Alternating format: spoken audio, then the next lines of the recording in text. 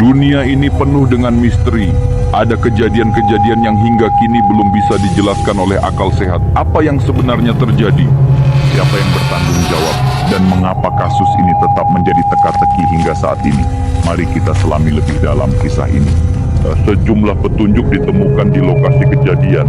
Ada yang mengatakan bahwa ini adalah kasus kriminal, sementara yang lain percaya ada unsur supranatural di dalamnya. Bagaimana menurut kalian? Mari kita tonton videonya. Hujan turun deras di kota kecil tempat Rina tinggal. Ia baru saja pulang dari tempat kerjanya, sebuah kafe kecil yang tutup lebih larut dari biasanya. Waktu menunjukkan pukul 23.45 ketika ia akhirnya masuk ke dalam kosannya. Sebuah rumah tua yang direnovasi menjadi beberapa kamar sewa. Kosannya sepi. Teman sekamarnya, Sari, sedang pulang kampung. Rina sebenarnya tak suka sendirian di tempat itu, apalagi di malam-malam seperti ini. Bangunan tua itu seringkali mengeluarkan suara-suara aneh. Bunyi kayu berderit, langkah kaki di lorong, atau suara ketukan halus di jendela. Rina mengunci pintu kamar rapat-rapat, lalu merebahkan tubuhnya di kasur. Belum sempat matanya benar-benar terpejam, ponselnya tiba-tiba bergetar. Nomor tak dikenal. Siapa yang menelepon selarut ini? Gumamnya, tapi ia tetap mengangkatnya. Halo? Tak ada jawaban. Hanya suara hujan yang terdengar samar dari seberang. Halo? Ulangnya lagi. Tiba-tiba, suara lirih terdengar. Suara seorang wanita berbisik, terdengar basah seperti menahan tangis. Rina, tolong aku. Jantungnya berdegup kencang. Suara itu terdengar familiar, seperti suara Sari. Sari, ini kamu? Tak ada jawaban. Tapi Rina bisa mendengar suara aneh lainnya. Suara sesuatu yang menyeret di lantai, berat dan berlendir. Klik. Telepon terputus. Dada Rina terasa sesak. Ia mencoba meyakinkan dirinya bahwa itu hanya lelucon atau mungkin kesalahan sambung. Tapi entah kenapa, ia merasa ada yang tidak beres. Hening. Lalu, suara ketukan terdengar dari jendela kamar kosnya. Rina terperanjat.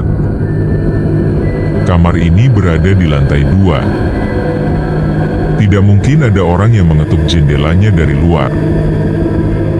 Dengan tangan gemetar, ia meraih ponselnya dan menyalakan senter. Perlahan, ia berjalan mendekati jendela. Saat ia mengintip di balik tirai, wajah pucat dengan mata kosong menatapnya dari balik kaca. Tubuhnya basah kuyup, rambutnya menempel di wajahnya, dan yang paling membuat Rina nyaris menjerit, itu adalah wajah Sari. Namun, sesuatu tidak beres. Wajah Sari terlihat membengkak, kulitnya membiru seperti orang yang sudah lama tenggelam. Mulutnya terbuka, mengeluarkan suara geraman rendah. Rina mundur sambil terisak, tak berani bergerak. Tapi kemudian, ponselnya bergetar lagi. Nomor tak dikenal. Dengan tangan gemetar, ia menjawabnya tanpa mengeluarkan suara. Dari seberang, terdengar bisikan lirih yang sama. Rina, jangan buka pintunya. Seketika itu juga, pintu kamarnya diketuk keras dari luar.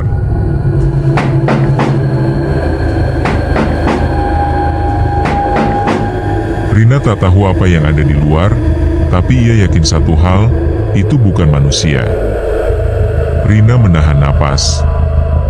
Ketukan di pintu semakin keras, seperti seseorang atau sesuatu ingin masuk dengan paksa. Rina, jangan buka pintunya. Suara lirih di telepon terus berulang, seperti peringatan. Tapi tubuh Rina kaku, ia bahkan tak sanggup menjawab. Lalu, ketukan itu berhenti. Hening. Namun, kesunyian itu justru membuat segalanya terasa lebih mencekam.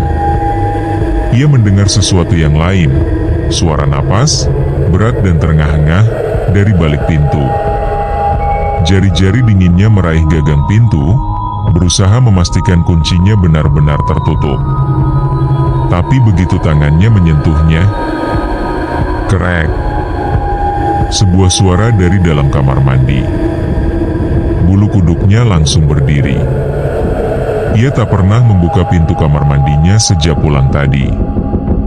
Perlahan, ia menoleh ke arah pintu kecil itu. Terbuka. Bau anyir menyengat memenuhi kamar. Rina ingin lari, ingin menjerit, tapi tubuhnya seakan membeku. Dalam cahaya ponsel yang temaram, ia melihat sesuatu di ambang pintu kamar mandi. Sesosok tubuh basah, dengan mata kosong menatapnya. Itu Sari. Atau sesuatu yang menyerupai Sari. Tubuhnya membengkak, kulitnya pucat kebiruan seperti mayat yang sudah lama direndam air.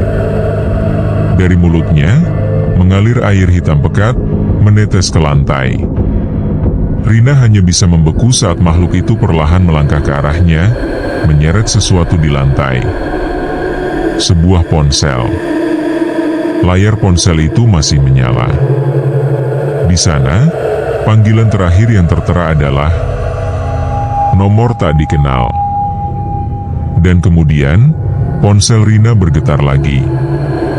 Kali ini, dari kontak bernama Sari.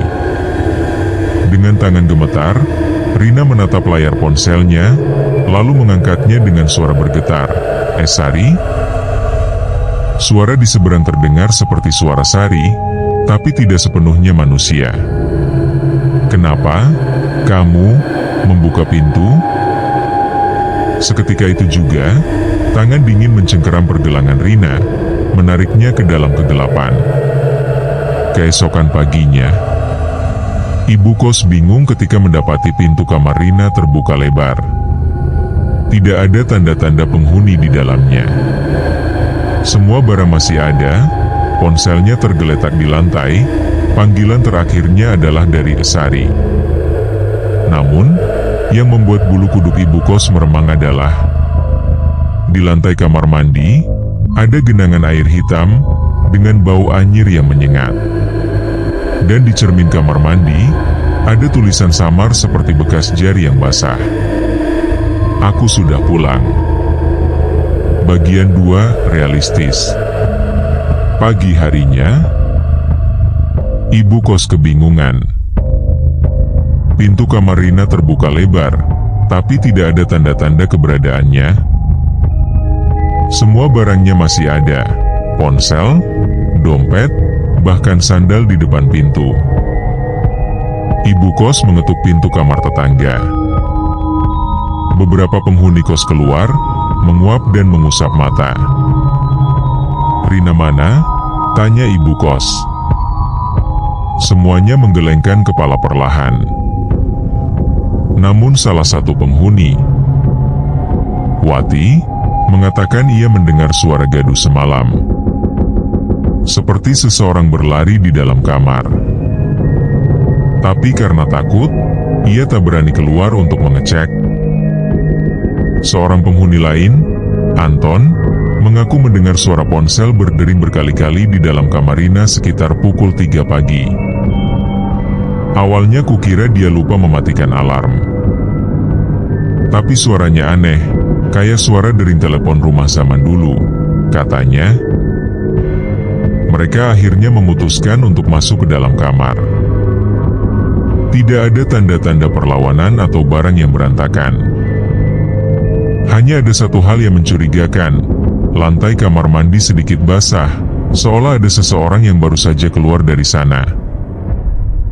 Ibu kos mencoba menghubungi keluarga Rina. Tak lama kemudian, seorang pria datang tergesa-gesa, Reno, kakak Rina. "Adek saya kemana, Bu?" tanyanya dengan wajah cemas. Tak ada yang bisa menjawab. Reno mengambil ponsel Rina yang masih tergeletak di lantai dan memeriksa panggilan terakhir. Yang membuatnya merinding, panggilan terakhir berasal dari kontak bernama Sari, padahal ia tahu betul. Sari sedang pulang kampung sejak 3 hari lalu. Terima kasih untuk semuanya yang telah menonton video Mimin. Jangan lupa subscribe ya, dan bunyikan loncengnya, agar kalian bisa langsung tahu video terbaru yang Mimin upload. Bye-bye.